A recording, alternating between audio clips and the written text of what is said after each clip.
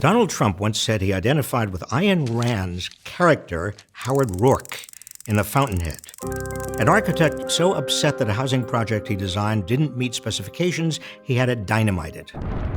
Others in Trump's circle were influenced by Rand. Atlas Shrugged was said to be the favorite book of Rex Tillerson, Trump's Secretary of State. Rand also had a major influence on Mike Pompeo, Trump's CIA chief. Trump's first nominee for Secretary of Labor, Andrew Puzder, said he spent much of his free time reading Rand. The Republican leader of the House of Representatives, Paul Ryan, required his staff to read Rand. I grew up reading Ayn Rand. It inspired me so much that it's required reading in my office for all my interns and my staff.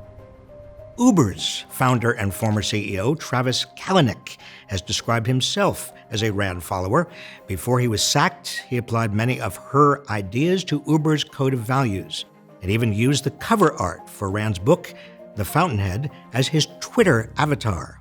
So who is Ayn Rand and why does she matter? Ayn Rand, best known for two highly popular novels, still widely read today, The Fountainhead, published in 1943, and Atlas Shrugged in 1957, didn't believe there was a common good. She wrote that selfishness is a virtue, and altruism an evil that destroys nations. When Rand offered these ideas, they seemed quaint, if not far-fetched. Anyone who lived through the prior half-century witnessed our interdependence through depression and war. And after the war, we used our seemingly boundless prosperity to finance all sorts of public goods, schools and universities, a national highway system, and health care for the aged and poor. We rebuilt war-torn Europe. We sought to guarantee the civil rights and voting rights of African Americans. We opened doors of opportunity to women. Of course, there was a common good. We were living it.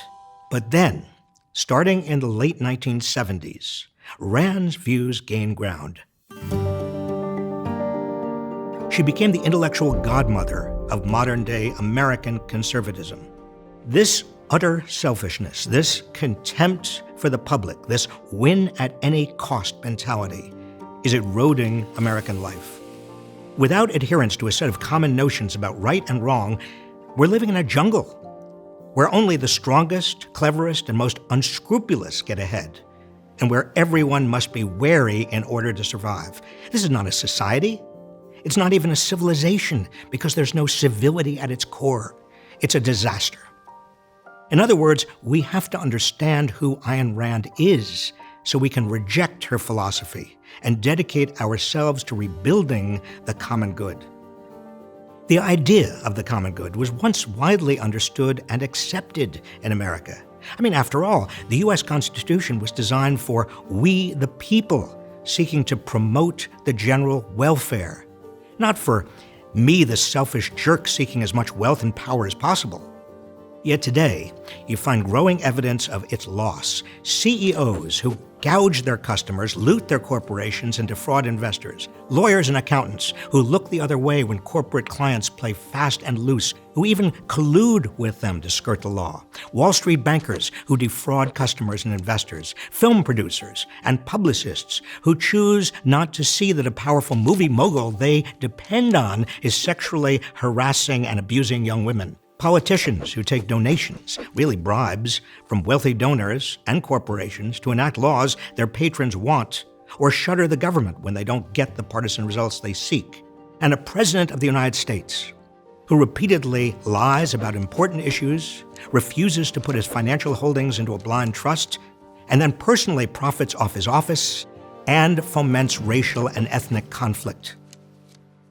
The common good consists of our shared values about what we owe one another as citizens who are bound together in the same society.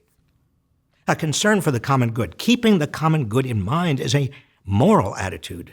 It recognizes that we're all in it together. If there is no common good, there is no society.